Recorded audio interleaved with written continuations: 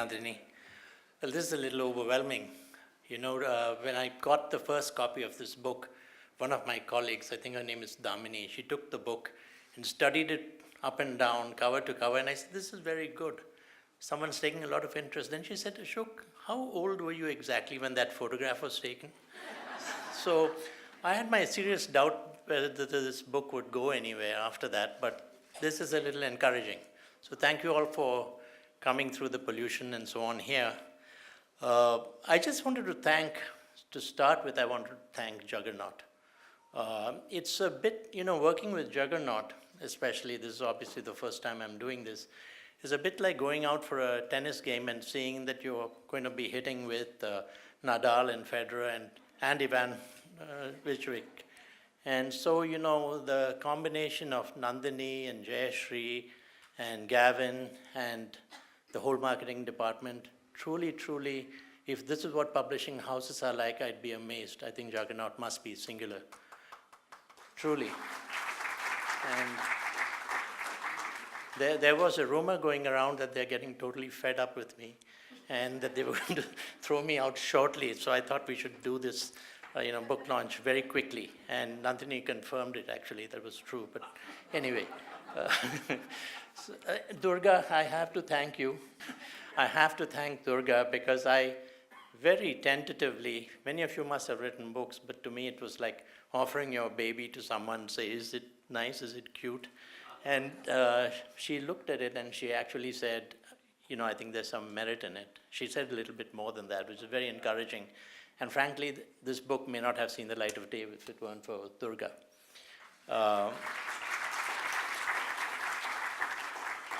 There are lots of comrades here from the old days, too many to mention, but it's just great to see you. There are some mentors of mine, but I want to name 3. You can't do a journey like this without having mentors. And 3 who really stand out for me are 3 S's. Sushena, Sundar, and Swaroop. Put your hands up.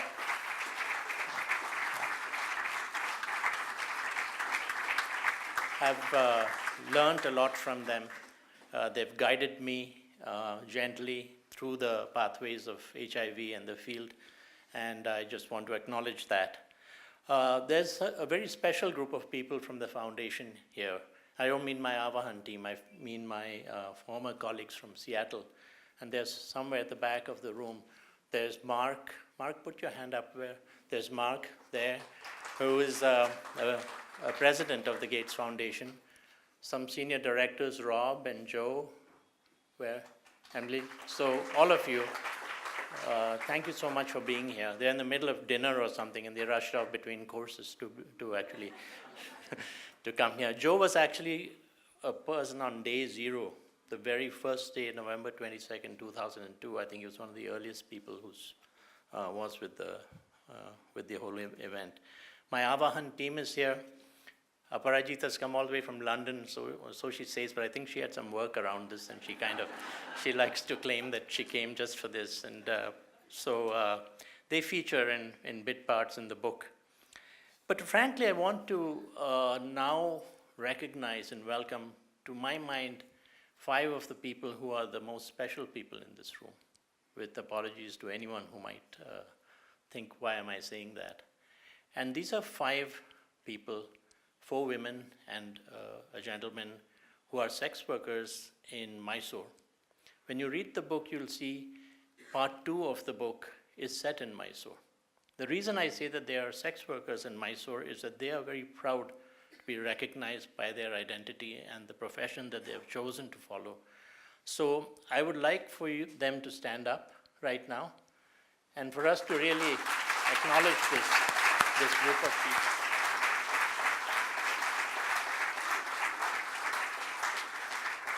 When you read the book, you'll understand that the book really is, I'm jumping ahead of what Durga might ask me, but if I put it in one sentence, the book is about the strength of communities, grassroots communities, the most marginalized people, to solve some of the toughest problems that they face. And so they represent the community in Mysore, but they also represent thousands of sex workers who worked on this program. So I really want to salute them.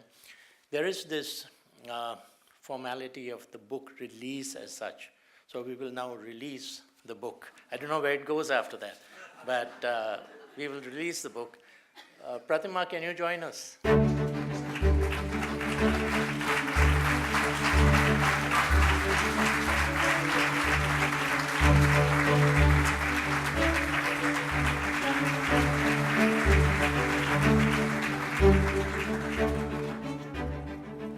Good evening, everyone. I am Pratima, a sex worker from Mysore at Ashodaya Samiti. Still, I am continuing sex work. Thank you, Ashok sir. It is an honor and privilege to be here today. When the work was started in Mysore 2004, we came together and formed our own organization called Ashodaya Samiti. It is not just an HIV prevention program for us. It is Ashodaya has changed many of our lives, and today, me and my colleagues, it is our identity. We really look forward to reading this book, and thanks Ashok sir for telling our stories. Thank you once again, Ashok sir, and my Ashodaya team. Thank you very much, and giving this opportunity.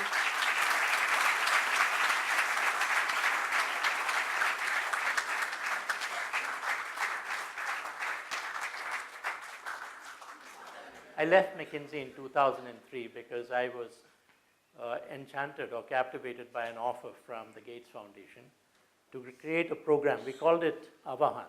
And the idea was to try and stem the growth of HIV in India. HIV was starting, many people thought it would gallop.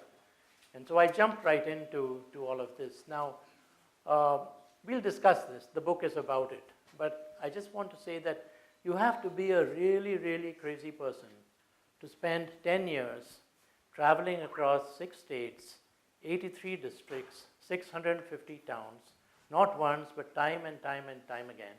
And that's me. This is what I did for 10 years of my life.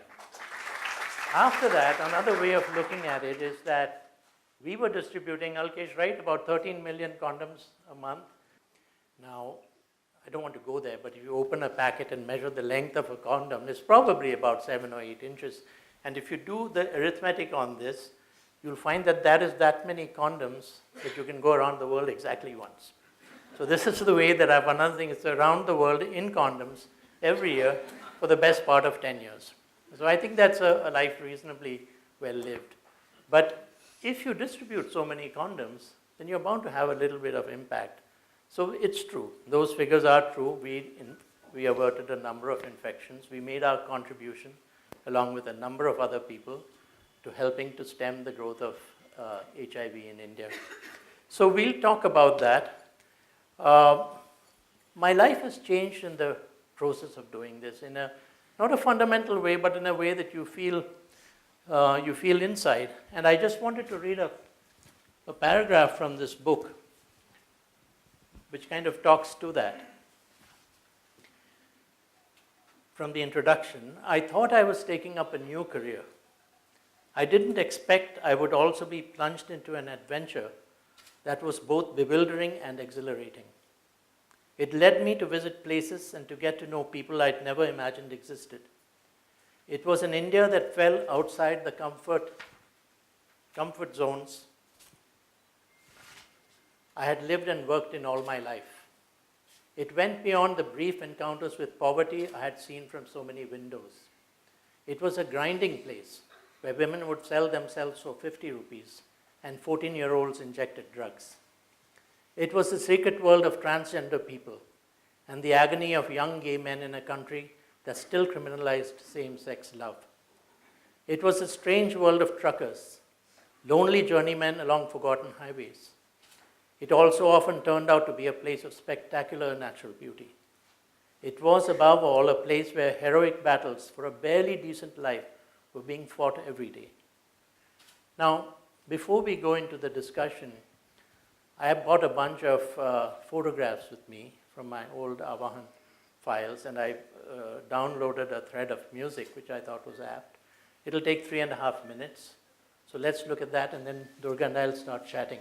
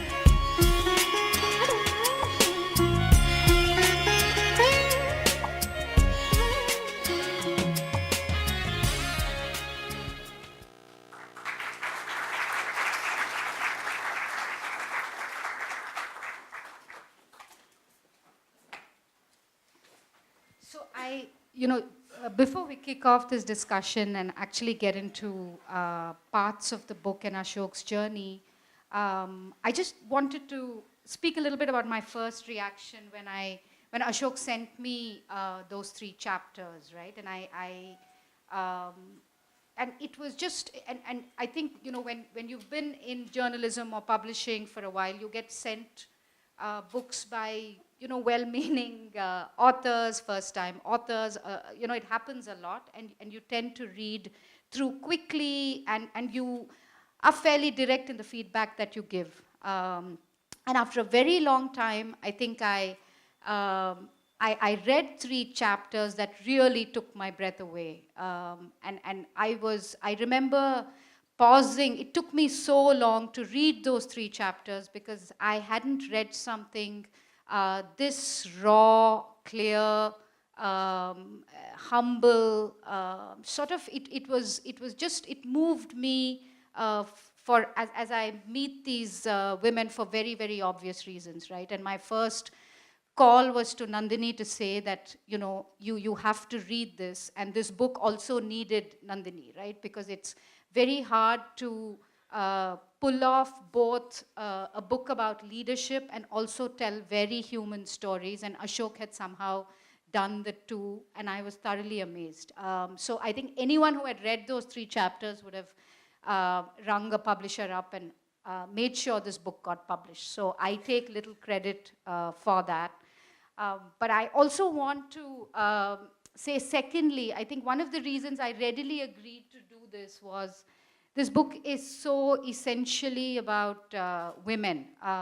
Through the narrative, both as the kinds of women he meets, their circumstance, their growth, and finally the way women organize. It's such a strong part of the narrative that, again, one is amazed as a reader that perhaps it should seem obvious, and we do see it around us, but the courage throughout the book is phenomenal. And I'd like to start with that, Ashok, what seems like irrational decisions to us sitting on the outside, you kind of beautifully get into the heart of their rationality, right? As you meet these women and you begin your journey of discovery. And I'd love you to talk a little bit about that initial, shock or humble discovery process that you went through. Well, you're right, Durga, in saying it was a process, if that's the word used for it. I think if I think about it, it was a couple of phases. I came out of McKinsey. There are a few McKinsey colleagues here who know that the sort of the stereotype of a McKinsey person is that you can solve any problem in the world. You have certain frameworks, you have a bag of tools, you can solve those problems. But suddenly, overnight, I was thrown into a situation where those frameworks didn't make too much sense. That the women I were meeting were ones who had far bigger problems than the ones that, using a condom and you'll be safe from HIV. So I went through a process of, a kind of humbling and even shock that all of the precepts that I carried with me were no longer that relevant. And also I learned something in the process of doing this, that a consultant or a McKinsey person, or many of us perhaps in this room, likes to tell people what the answer is. And the simple question, look, I don't know how to solve this problem. How the hell should we do it? Was when I discovered that here's a community, here's a profession, a group of women who are extremely intelligent. Later we'll talk about their leadership. But they have the ability to size up their circumstances, look at it with clear eyes, treat it as a profession, try to keep themselves safe, and move on. And to move on with good cheer, and to be an inspiration in the process. So I went through a process of turmoil, confusion, turmoil, all kinds of things, before one got to grips with this emotionally and intellectually, and in every way feel we could make a difference. So one of the other interesting things about the book, right, is that leadership is not just about the end result, right? There are a lot of steps where, Ashok kind of very organically talks about building the right kind of community, organization, stacking up data against real stories. Ashok, I'd love for you to go into that a little bit too, in terms of how did you think about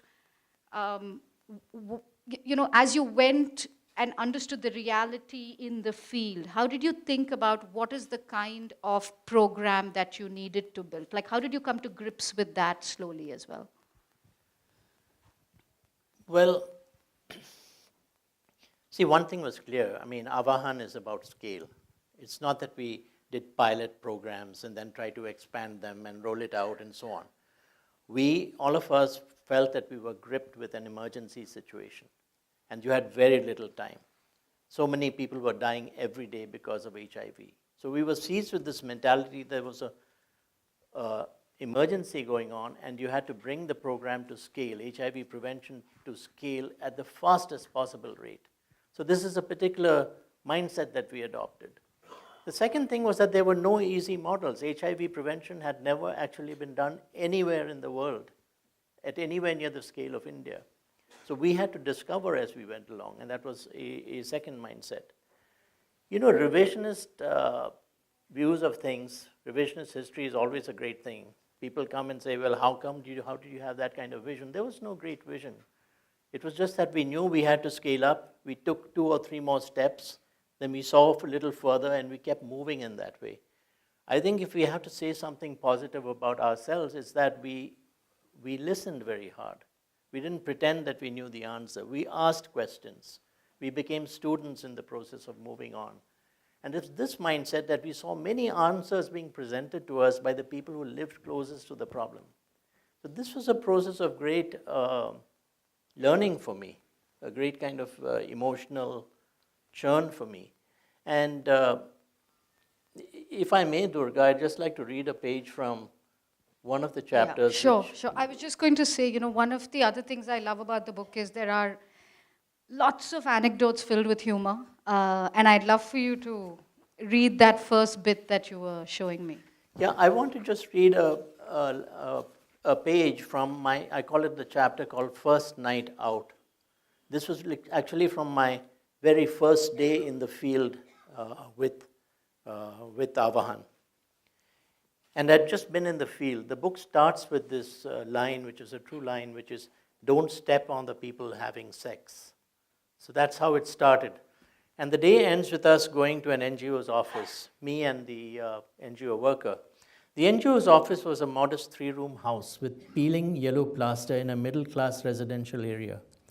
Above the door was a blackboard with the words Mahila Purogati Samajam, which means Women's Progress Society, lettered on it in Telugu and English. A heap of chappals lay outside. A loud buzz of voices and bursts of raucous laughter came from a room down the corridor. I removed my shoes and stepped into the office. I was nervous. I had never faced a group of sex workers before and wasn't quite sure what to say. Self-consciously, I entered the small room which had dark curtains on its 2 windows. There were no furnishings, except for a thin durry on the ground. About 20 women, ranging from teenagers to some in their 40s, were awaiting my arrival. A few in front wore bright silk saris and costume jewelry, obviously dressed up for the occasion. Others wore everyday clothes, mainly saris, some salwar kameez, one a burqa. Against the wall at the back sat a few women who looked destitute, much like the 3 old women in the yard behind the movie theater. Sarah whispered to me that some of these women worked part-time on the NGO's HIV prevention program. The sex workers clapped their hands boisterously, and I folded my hands in namaste. For a laugh, I told them I was not a client, but I had come with some small gifts. I produced about a dozen of the red, ultra-thin imported condoms I had been told sex workers valued because they used them to entice their clients. I apologized, saying I didn't know that there would be so many of them there, and I didn't have enough for everyone. Someone shouted, just throw them. So I threw them up in the air. The women scrambled to get them, laughing, having mock fights, some grabbing 2 and pushing them down their blouse. The ice had been broken and I was at ease. For the next hour, the women told me about the extent to which they used condoms, how they found their clients, what they charged, the problems they faced with their regular boyfriends, and their dreams for their children. The women at the back kept their heads down and didn't say a word. I asked one of the women in front, Rajamma, who looked about 25, if she had ever been tested for HIV. I haven't, she said quietly, though it could well be that I am HIV positive because I practiced unsafe sex till very recently. I learned about condoms only after coming across this program. I asked, then why don't you get yourself tested? Isn't it better you know? But what will happen if I know? And then everyone knows, Rajamma said, looking straight into my eyes. I will lose my job, be thrown out of my home. Who will look after my child? Who will pay for my treatment? It's very expensive. I was at a loss for words, and I muttered something about being willing personally to take care of all her costs. And will you take care of the testing and the costs of all my sisters in this room? And will you take care of all the sex workers outside this room too? She shot back, eyes flashing. I felt ashamed. It would not be the last time a commercial sex worker would ask me a question in public to which I had no answer. So, these were the kind of things that were lessons being delivered to you by sex workers in the course of everyday conversations. So, yeah, and I think you bring this out consistently, right? Where I think where we are trying to look for answers or solutions that make us feel humanly happy or correct at the moment are seldom the larger answers, right? And there's another part in the book where I think you lay that out very well, which you should also read later. So Ashok, you've clearly kept a journal, right, over time, where you've met people, you've jotted things down, people have narrated, your team has talked to you about their journey, and I love the trucker episodes as well, which are I think one of your colleague goes on that truck journey and narrates it to you, which is brilliant as well. When did you feel, okay, I have a book, and when did you feel I have enough to say that this book is important for me as well as it might be important for a bunch of people who might read it? well, I'd put it this way. I felt I had a book before I wrote the book.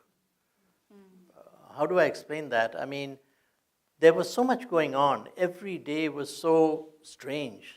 It was so out of any sense of reckoning that I had, that I started keeping a journal, a daily diary, to say, let me write this down, otherwise no one will believe that this happened. I myself would say, no, probably your memory is playing tricks. And therefore I felt there was a book there, a story that had to be told, because it was really a story about another India I certainly didn't know about. And I think very few people know that we live in a country where there is another India, which is as large, as important, and as so wretched a place that I had this story, I had this book inside me. Now, did I have the ability to write a book is a different question. But I did my best, and that's what the book is. And again, I have to, salute Nandini, because, in many ways, she just said, no, the reader's not interested in this stuff. We're going to talk a bit more about that stuff. So I think it was very useful to have her as a guide. So I kind of want to switch gears and move towards, parts of the Northeast as well, right? As you traveled and you started understanding drug use behavior, right? And there's this other, wonderful piece that I, would love for you to read and for us to talk about as well. Yeah, I call my chapter on the Northeast Heartbreak in Eden.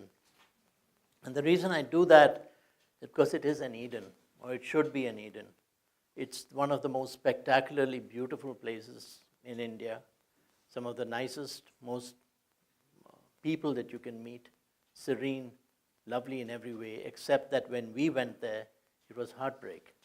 The Manipur and Nagaland where we worked was torn, it was destroyed by twin epidemics of injecting drug use and heroin, and the two were linked very badly. So there was no outlet for anything. And the virus moved on. And so if I look across Avahan, it's probably still the part that is heartbreak, even now, for me when I think about it. I'd like to read, Durga, a passage from, and it also speaks to, people ask the question, but how do you do this work? Wasn't it a downer? Yes, it was a downer in parts of it. It was very, very difficult to take. But I think the point of all of these journeys we all take is that you use that to gain some strength and you move on and you come to a better place. So, but in the beginning and in certain experiences, it was challenging. Manipur is one of India's most beautiful and neglected states. Ravaged by insurgency and desperately poor, it is a sad, forgotten place. Among Manipur's tragedies was a severe HIV epidemic that was a consequence of widespread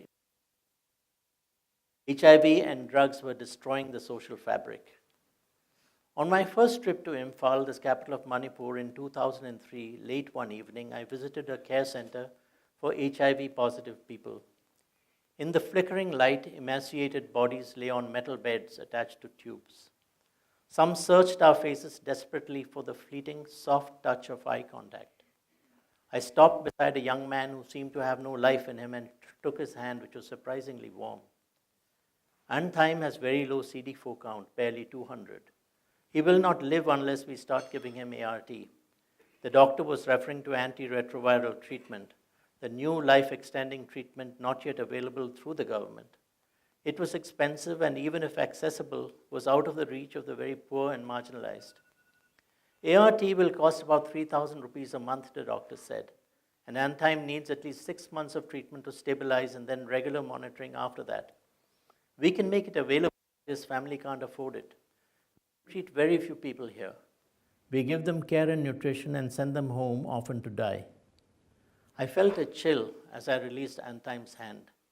In my wallet, I had enough loose notes to keep him alive for several months.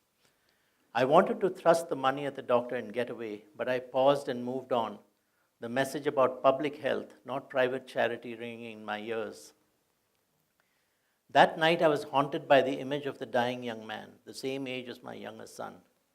Since my first conversation with the sex workers in Vizag, I had encountered many people who desperately needed help. I told myself that offering money on the spot was simply not a solution.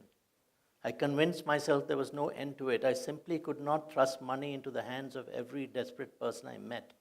But the look in Antime's eyes as I walked away simply broke my heart. I decided to return to the hospital the next day and offer the money. But the next day, in broad daylight and back to rational logic, I did not go back. We departed in a hurry, scrambling to get in the car. I wept bitterly in my room that night. I wondered if I was also part of the huge indifference that surrounded HIV, but just with a better excuse.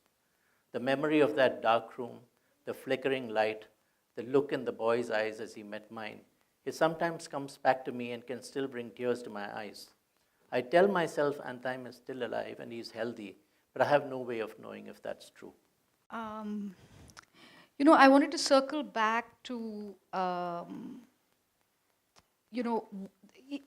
there certain stages of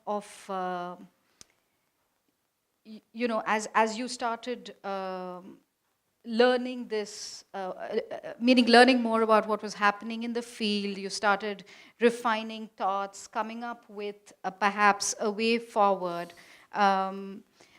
What was it like organizationally as well, right, with the foundation? Because I can imagine you distance, you come in with certain thesis, like you talked about McKinsey, the foundation where, again, ambitious, audacious goals, but what does it mean to take stuff back from the field and talk us through that bit as well? I found those bits particularly interesting. I think that's a fantastic question, Durga, but I won't spend too much time answering it. Because a lot has been written about the scaling up of Avahan and how did we achieve that and so on and so forth.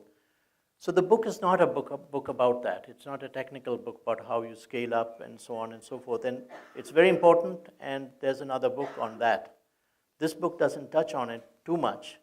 But I think it's still, to be fair, to try to answer the question in a short way, I would say that there were different elements to it. Organization is one part of it. I mean, think of this as a massive pyramid structure that we set up.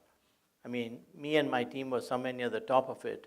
There were 150 NGOs who were grassroots NGOs working with 8,500 sex workers who reached about 250,000 women who are most at risk in these 6 states. And so we worked it like a military operation. Now that sounds very impressive and say, wow, that's McKinsey thinking at play and that's so impressive and et cetera, et cetera, et cetera. It is important. There were aspects to it. How do you monitor? How do you evaluate? How do you build an organization? I think we did that as we went along. But the real magic of it that I try to describe in the book is the demand side of it, not the supply side of the equation. The demand side, which is the community and the strength that they brought, the fact that they became active, aware consumers, demanded better services from the system, was really what broke through. So I don't know whether I mean, I don't want to go too much down that route because it'll become a technical. For me personally, I enjoyed those parts as well, as you thought through how you would convince, how you would build, your group of 3 youngsters who made the brave jump along with you. I think I was very, I loved those stories as well. Right? Yeah, well, that's okay. I see what you're saying here. Yes, I had a team, and many of them here were maybe a little crazier than me. I mean, so, they all look very normal people, but they'd all left very good career tracks and so on to come and jump into and do this stuff. I mean, there were 2 or 3 people, I think Shivanshu's in the room here, very young business analysts who took this on. There was Alkesh here who said, don't pay me anything. I don't want to get paid. And leaving a good career track to that. There's Aparajita who left a job in New York and came here. And I think that, and so on and so forth. Oddly enough, the first 6 people I recruited were all from McKinsey. And then, then I realized that, this is a seriously dangerous thing to do. So I started recruiting from other. The main thing I learned from that is a very tough thing to do, recruiting, is how do you recruit for passion? These individuals were conjoined by passion. Some of them had come from selling consumer products, and from information technology, some from, for God's sake, management consulting, right?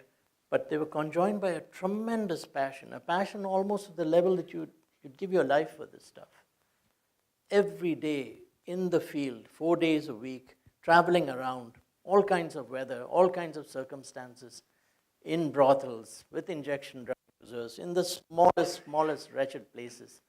I mean, that's a kind of, I still don't know the answer there. How do you recruit for passion? That's the single biggest breakthrough you can do, not only here, but in any kind of type of organization. That was very, very important. But then the question became, yes, we are 15 of us. How do you create an organization that is linked with the same passion? To every sex worker working on this program, to every manager up and down the thing. I mean, to me, that's a very, very interesting management story. I will say, now you asked me the question, I will say one little hint for people who are managerially inclined, and this is the crux of public health delivery. You cannot provide services to every sex worker in the world, or in India, or in a state, or a district. You have to understand that if there are 100 sex workers, there are probably 8 amongst them, or 11, who are most at risk. So the challenge is, how do you find the 11? The challenge is not providing services to 100. And that's why public health programs are wrong. And when you do that, you have to say, well, how do we know the denominator? What are the number of sex workers that exist? And you'll see there that the sex workers designed this program. They said, well, this is much like catching fish in a pond. There's a method to it, right? And they use that method to determine the number of sex workers. Having done that, how do you divide them into buckets of risk? Where are those 8 out of the 100? Once you have that, how do you provide services to them? How do you define risk? Is she alcoholic? Does the husband beat her? Does a child frequently fall ill? These are risk factors. It's not just how. So read the book, as they say, and it gets into all of these, which are fascinating management topics. I don't want people to get the impression that this is all about sex workers can bring tremendous solutions, and we all had a nice dance around, and voila, the solution came out. There was hardcore management thinking, but conjoined with a very strong input and ownership from the community. I never saw that when I was at McKinsey. We didn't go around linking so well with our clients or our community at all. We were smart Alex. Now, this coming together is, I think, what is the different form of social engagement, management, if you will. I could ruminate that it's relevant in many, many areas of corporate work, but that's another story. Yeah, no, great response. But I'm going to pull you back from McKinsey territory to talk about the real stories again, right? Ashok, that's the second half of the book, which brings together, the leadership and how both women in the community, as well as your program director. I'd love for you to read this bit and kind of talk about the leadership as you saw it, as these women organized. Do you want to look at mine? Yeah. You're embarrassing me. I have it right in my hand. Okay. Leadership secrets of the commercial sex worker. That's what we're talking about, right, Durga? And the section on every time. Business leader versus. Yes. So every time I met, I'm talking about this chapter called Leadership Secrets of the Commercial Sex Worker, where I make the point, and I don't mean it in any, facetious way, that commercial sex workers who have survived their trade and who are flourishing are actually far better managers, far better leaders than anybody I saw in the corporate world in all my 17 years in McKinsey. And I don't mean that with any exaggeration, it's a fact. So every time I met and interacted with sex workers, I would ponder over a fundamental question. Why did sex workers show so many more leadership attributes than a business leader? The answer is straightforward, out of necessity. A business leader has as many leadership attributes as he needs to have, and in his circumstances, very often just one or two might suffice. He may be a great visionary, but a bad executor. He may inspire people through his sheer passion, but often behave like a jerk. He could be a great builder of coalitions, but not an ideas person. Rarely does he have to be an all-rounder in terms of leadership attributes because he has enough people to cover for him. The female sex worker does not have this luxury. Her world is far more complex, much more challenging. She must deal with emotional, health, and financial crises all the time. There is the constant threat of violence, and her first mission is really to survive. She has no power, but still must stay in control. She has no support system, but she must cope. She simply cannot win with just one or two shots in her game. She needs a whole repertoire. It's not the kind of leadership that manifests itself in single dramatic incidents. It is leadership that is happening every day, all the time, part of her life. I reflected on the many facets of leadership and human qualities that I have been discovering in female sex workers: judgment, courage, negotiating skills, humor, and selflessness. I must mention, someone may say, why humor? Where's that a leadership quality?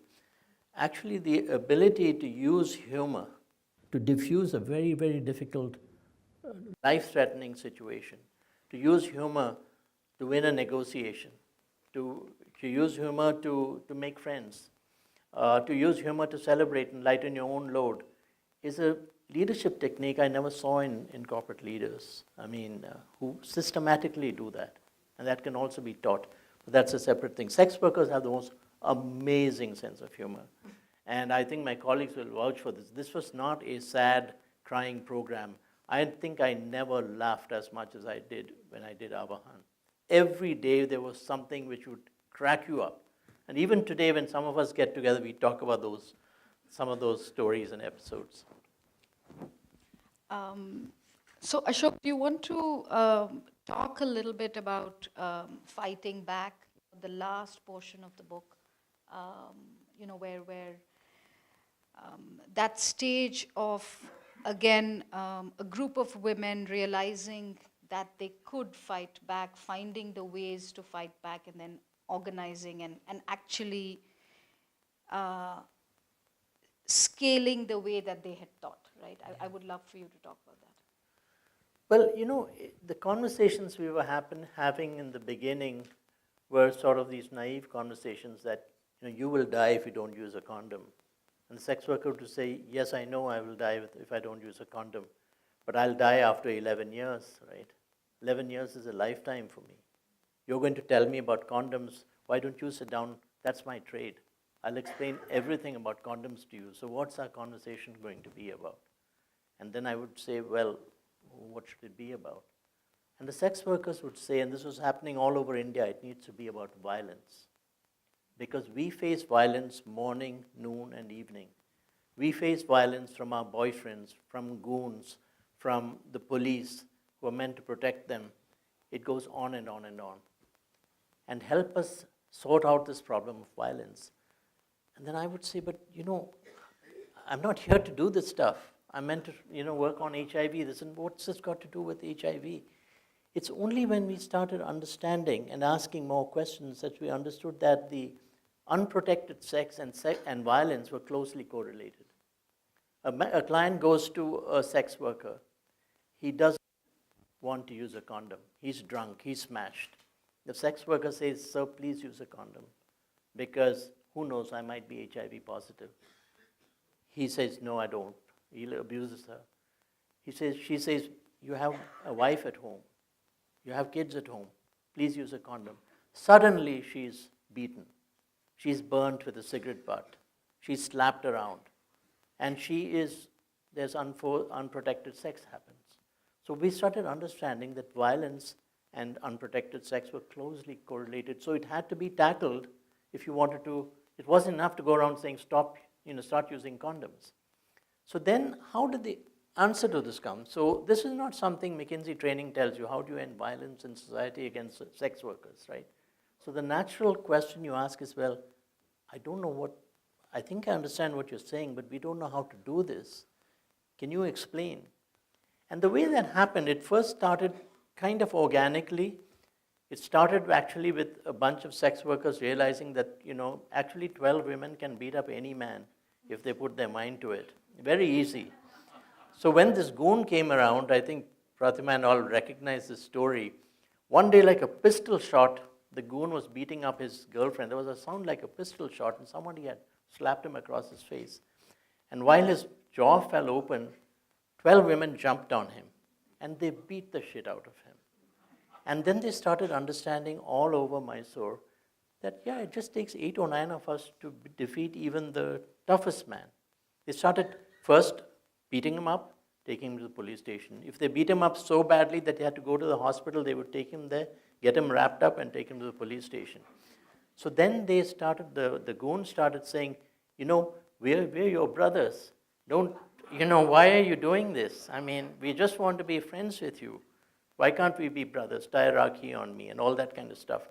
But this then turned into, the sex workers said, look, we can't retaliate by beating up goons all the time. So it became a structured process. It became a process by which if a woman was picked up by the police, taken to the thana, because she had a condom in her bag, that's how it happened. Because she had 2 condoms in her bag, they said, this woman's a sex worker, take her to the thana, she'd be beaten, she'd be raped.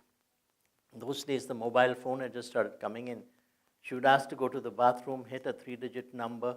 Within about 20 minutes, you would have nothing more than 10 or 12 women coming together with a hue and cry. The police would fall at their feet and say, when they saw a journalist there and they saw a media person there, and there are wonderful people like that in every small village, they started falling at the sex workers' feet. Suddenly, it started mushrooming. I remember asking Alkesh one day, Alkesh, what is going on? These violence reduction programs are mushrooming all over. We are not really starting it. But women were flocking to the violence reduction program, not the HIV prevention program. And then we, ran the correlation. Sure enough, STI prevalence was coming down as response to violence improved. And I think this was one major structural intervention, the campaign against violence that came in the way and that helped solve the problem. And we talk about women. I've come to this firm belief that if you put 12 women, 12 is, I mentioned a specific number, 12 women together, any group of women, any level of society, they can crack any problem working together. And the more marginalized the women are, the better the job they'll do. The problem comes in when all of us from the outside, so often men, start trying to dictate solutions to women like this. So that's really what happened. Shall we take some questions Yes, from the audience? I definitely. think we both have. Yes. You came from a management consulting organization.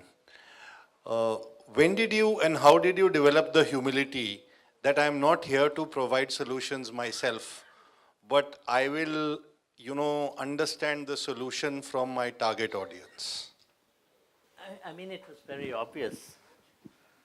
It's not a question of developing humility, because I think I was a pretty, garden variety, extremely arrogant McKinsey person when I came out, right? So it's not a question of developing humility when humility is thrust in your face, right? Because you're meeting people who are smarter than you. You don't know the answer to the question. You have to ask them, how do I solve this problem? You see their heroism, you see their passion, they see their sense of serving their own community. You'd have to be one hell of an idiot to go around saying, look, I know the answers to all these things. You suddenly realize that you don't, that these are better, smarter people than you are. You can never have the qualities that they have. You'd be lucky if you had a fraction of it. So that's not learning humility, it's sort of seeing the truth because it's hitting you between the eyebrows. That's what happened with me, at least.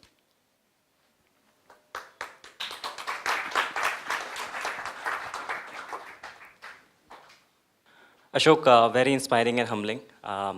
Pleasure to be here. You clearly seem to be on a journey, right, against whatever HIV and so on. How do you see this book as part of that journey? Is it a milestone? Is it a part to step back? Is it a change of direction?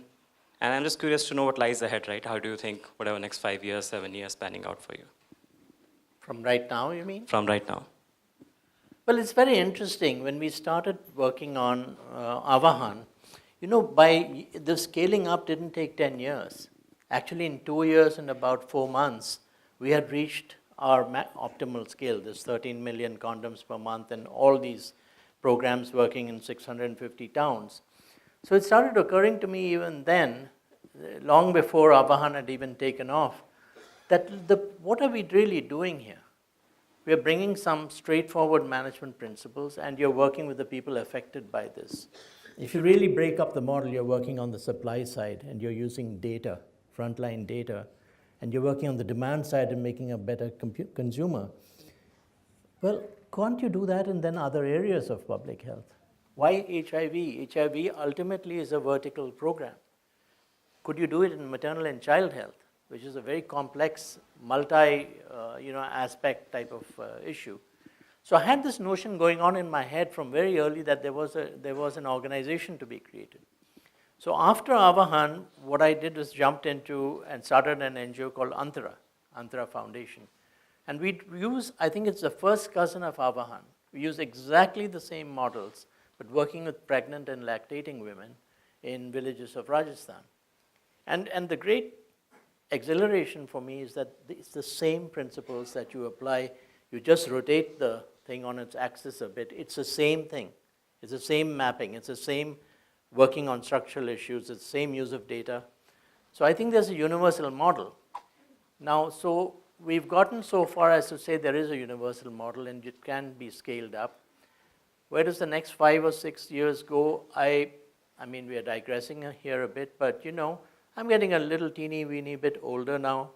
And I think it's the right thing for me to do is to create an organization that someone else can run. That's my singular objective, and I think we're well on the way there. So I'll hang around for some time, but I think I'll play a different role. The quantum of sweat he was having on the shirt is quite visible. So what exactly was your feeling at that point of time?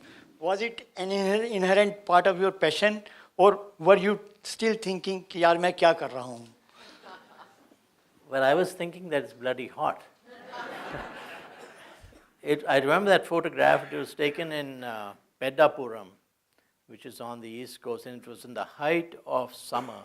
It was so hot, I can't tell you. It must have been in the late 40s, and it was extremely humid. And I remember that time looking around to see whether there's a doctor on our team, because I thought I would fall down. And there was a doctor called Gina Dalabetta, and I said, okay, Gina's there, let me stay close to her. So that's what was going on in that picture. And you'll notice in that picture, nobody else is sweating. It's very interesting. Nobody is going to, even a little bit of sweat. So it was that kind of thing. I mean, you get kind of used to that. Yeah. How much did you need government, and how good or bad were they?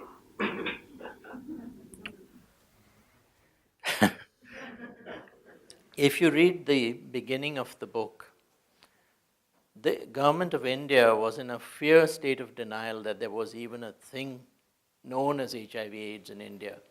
The purity of Indian womanhood was such that a woman would never have extramarital sex and so on and so forth.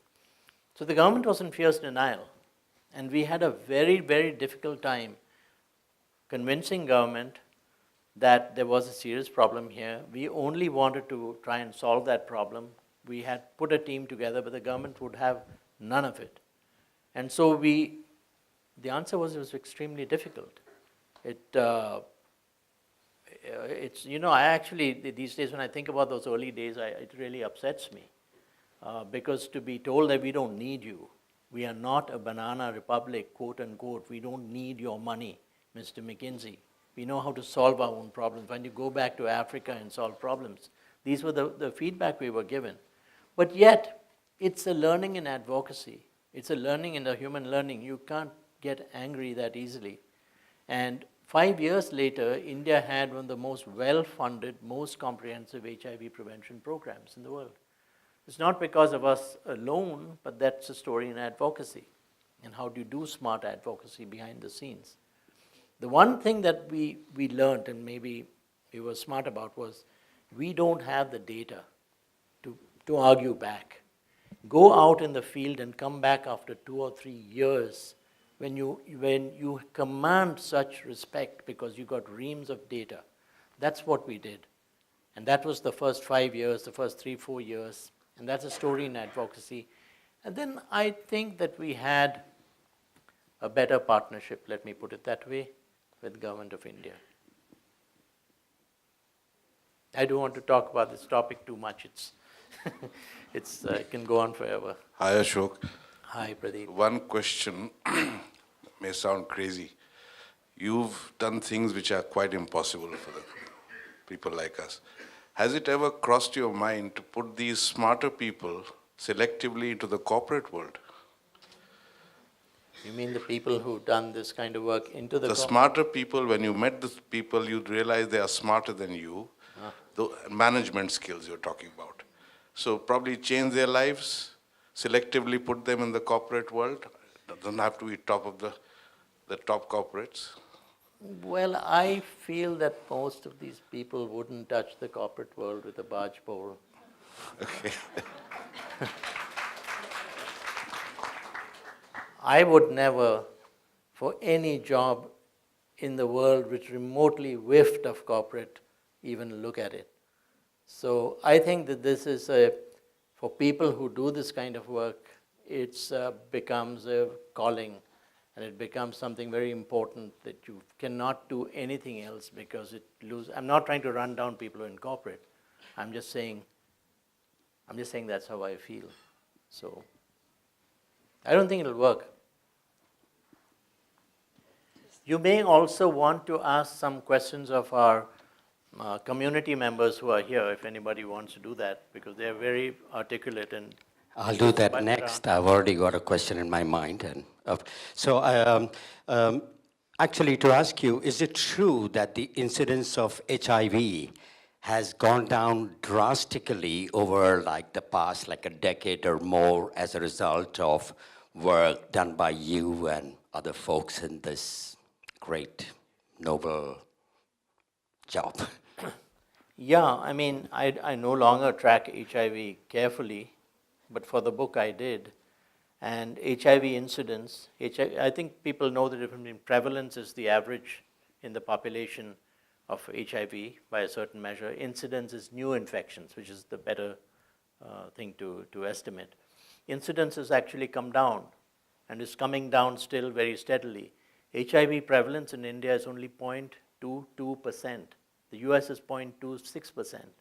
India is one of the lowest HIV prevalence countries in the world. This is not to say, this is, to my mind, one of the great public health successes that India has had, together with the polio program and so on. Why is it that most of people don't even know about it and won't even want to talk about it? It's because of the stigma that still surrounds HIV. It's not a topic that excites people. You can talk of mother and child as in the area I work in right now, another area of calamity, but at least you want to talk about it. The stigma around it means you can take 10 people on the outside and ask them what are the great public health successes India has had. No one will mention HIV. So that's unfortunate. It's not unfortunate for me or others because people blow a lot of smoke at Avahan. But what about these ladies here, right? What about them?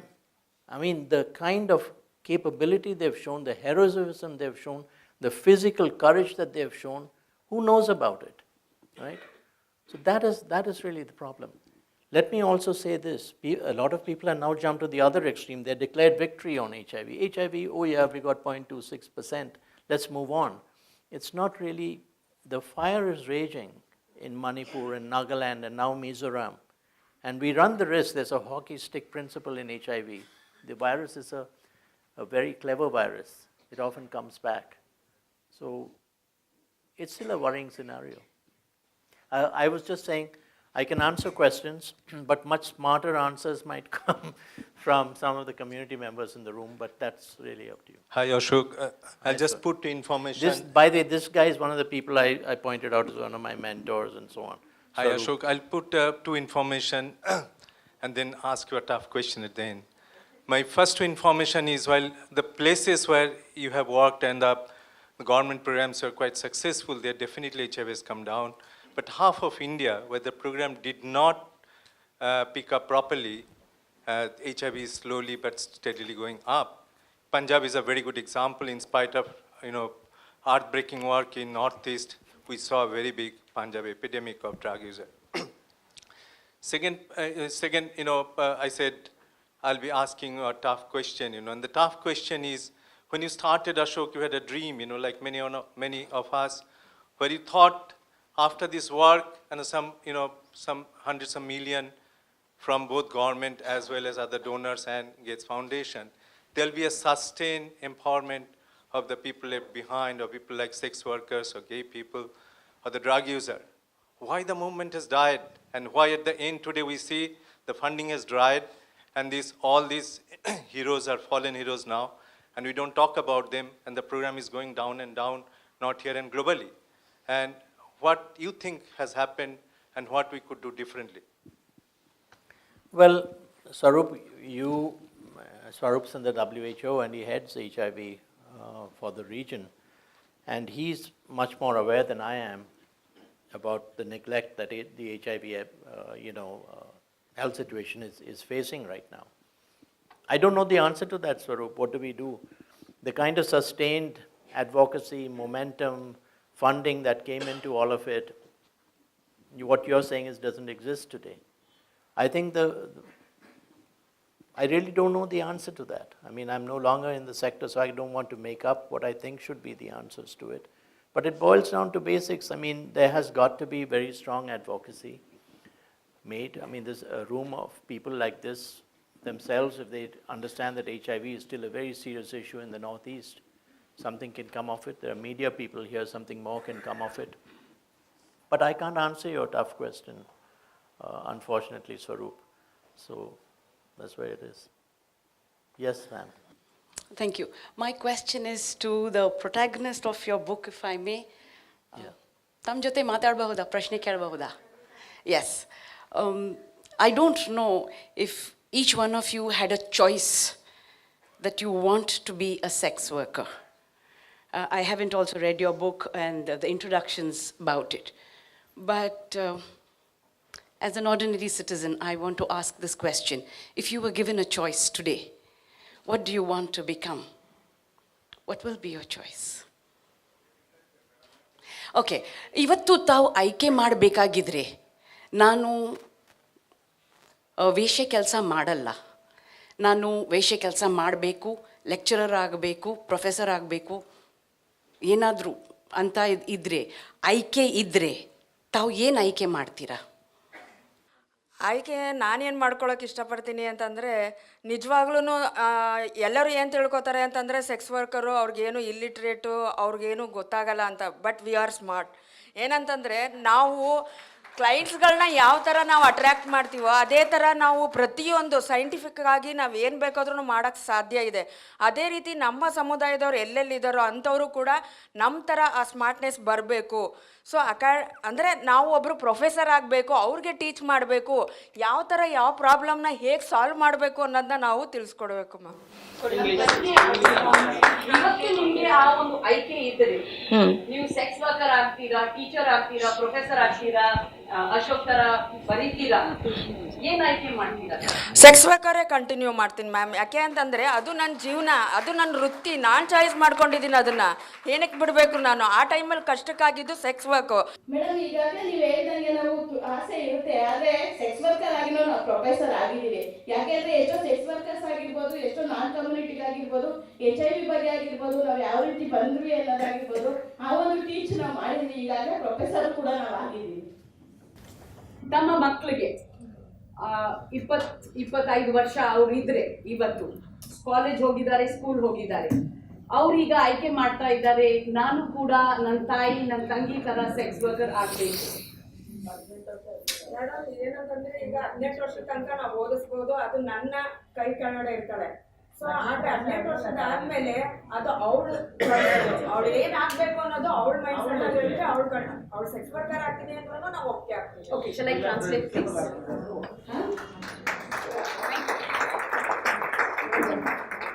Can you meet her halfway? Sorry. I think that. I know it's very late. Lady back there. Okay. She's been putting her hand up a lot. Yeah, Ashok, I know it's very late, and your work, your life is very inspiring. I feel it very difficult nowadays to find inspiring people. I work in a hospital nearby, and I'm searching for inspiring people, because most of my mentors around me don't inspire me. So it's a very personal question. What is the USP of those people whom you mentioned like twice or thrice, who inspired you? You thanked a lot of people for making this project success and that and this and that, but you mentioned a few people. Of these wonderful ladies, you have written the book. I'll get a copy and I'll read about them. But what is about those people who inspired you? What is their secret? I didn't really understand the question. What qualities inspire you, I think? No, you mentioned about a few, 3 people who has inspired you in the beginning, and then you repeated. So, what is that can inspire you? Because we get inspired by you. The 3 mentors? Yeah, maybe. Well, let me first make it clear. I mean, they're all great mentors, but I had a lot of mentors. Okay. I think that part of the answer is in that. You have to seek out mentors, and you can have many in your life, and you can have some for stages of time. Now, what did I learn? I don't want to embarrass the 3 of them by saying things to their face, but I think like from Sundar, I learned the ways of talking to people in the field. That's an art. And with Shushena, I learned the meaning of compassion in action. From Swaroop, I understood the importance of using data. And these are not coaching points, these are mentoring points, the way it's delivered. So these are the things, but in all 3 of them, I understood these are people who've given their life, plain and simple, to a certain cause, a certain area. If you get to know any of them, that's an amazing thing about them. But again, I'm again pointing to these ladies here. Study any of their lives. The book has two characters who I have profiled there with name disguised. They're amongst this group. And just read it. I mean, I think you'd be pretty surprised at what heroism is. Good evening, sir. It was really, really inspiring to listen to you speak. I have two questions. One is for you and one is for the community. To you, my question is, when you were working in the field, since our society is so pluralistic, what were the impediments that you had with respect to religious barriers and caste-based barriers when you were, in the field with various people? That's the question that I have for you. Which I see, I'm a doctor by profession, so, the kind of patients that come to me, different religions, different castes, there's, the way they, think of things and how they listen to what you have to say to them, their issues are very different. So I was just wondering what you faced when you were in the, in the field with respect to this. And can I pose my second question to the community as well? Yeah. To the community, my question is, as a doctor, I see that most of my colleagues are queerphobic, they're casteist, and they have a lot of religious biases. I just want to know what they feel when they come to doctors. Do they see that they're still queerphobic? Do they still judge you? Do they still seem to make assumptions about the choices that you make and, try to have sympathy or pity for you for the kind of job that you have, instead of looking at you as individuals with free will and choice? These were my questions. Do you want to answer first and then we can Yeah, translate? so it's interesting. When I work in maternal and child health, caste, religion are extremely important issues. At least when I worked in HIV/AIDS, caste and religion were not issues. It's a straight sex transaction. A client doesn't go around saying, this is a Kshatriya woman or a Brahmin woman, and I will not have sex with her. Absolutely not. So it never came into the occasion. So we had women of all castes, highest caste, whatever you want to call it, lowest caste, every religion possible. At least in the sex act, which is commercial in nature, there is no caste factor that was coming into it, that I could see at least wherever we went. It cut across, unfortunately, not for a good reason, but that's the very brutal nature of it. A man wants to have sex, he's paying for it. He's not going to waste time thinking which caste am I having sex with. Nothing. He just wants to have sex. That's it. Actually, there was a question that was put to them. नमस्ते, मेरा नाम अक्रम है, मैं एक mail sector समुदाय से हूँ। सबसे पहले मैं ये कहना चाहता हूँ, हम सेक्स वर्कर को किसी का भी सिंपैथी या कोई भी ये नहीं चाहिए हम लोग को, क्योंकि हम भी आपके जैसे ही मनुष्य है, ये पहले मैं बताना चाहता हूँ। दूसरी बात जो है, गवर्नमेंट हॉस्पिटलों में आज भी बहुत सारे जगह होता है ऐसा, और बहुत सारे डॉक्टर हम पे ध्यान पे देख के बहुत सारा वैसा ये करते हैं, तो हम लोग बार बार उनको कौन सा ये एडवोकेसी करना पड़ता है और उनको बार बार उनका जॉब याद दिलाना पड़ता है, क्योंकि एक ऐसे ही डॉक्टर कभी देखता है तो उसके मन में छूने से लेकर हम लोग को ट्रीटमेंट लिख के देने तक वो बहुत सारे सवाल करता है। तो सवाल का जवाब हमारे पास तैयार रहना चाहिए, जब भी हम लोग उनके पास दवाई ले सकते हैं, क्योंकि आज हमारे नैको के हिसाब से 100% हम लोग को गवर्नमेंट की ओर से रेफर करना ही है करके 100% है, लेकिन फिर भी हम अभी भी कोशिश करें, क्योंकि 100% नहीं हो सकता, क्योंकि आज भी डॉक्टरों के माइंड में सेक्स वर्कर को लेके बहुत सारा मिसकम्युनिकेशन है। अगर फीमेल है तो और भी ज़्यादा है, एक उसके साथ साथ सेक्स वर्कर के साथ पॉजिटिव है तो और भी स्टिग्मा आज पहले से थोड़ा बहुत कम है, लेकिन उसके साथ साथ हम लोग को काम करना पड़ता है, एडवोकेसी बार बार करना पड़ता है, क्योंकि पहले उनका जॉब उनको याद दिलाना पड़ता है। Now, just so you understand, Akram is a male sex worker. We've been talking about female sex workers, but we work with male sex workers, transgenders, and many other groups of people. Interest of time, you haven't even had a chance to go into it. Again, if you go, even if you go into the book, you'll see that's a different community. Thank you. Thank you so much for being such a fantastic audience. Thank you, Ashok. I just want to say one thing. A lot of people were taking signatures from me. I told a lot of people that we'll do it afterwards, so I'll sign the books now. but I hope everybody buys a book. Yes. I mean, to sign a book, you have to buy a book. So just let's not leave any book unsold, and I'll keep signing. Outside. Thank you everybody. It was wonderful evening. Thank you, Durga.